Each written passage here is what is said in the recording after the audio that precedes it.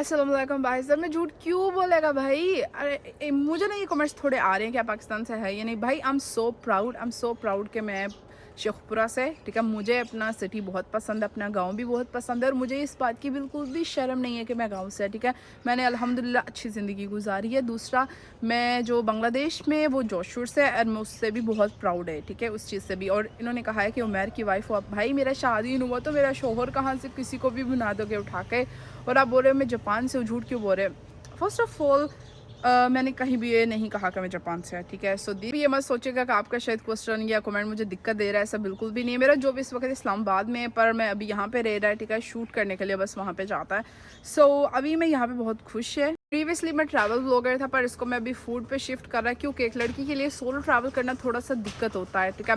तो इसलिए इसको मैं फूड पे कर रहा हूँ और अपना सिटी का फूड एक्सप्लोर करने आया हुआ है भाई। तो इसीलिए just give a damn respect to it भैया साहब।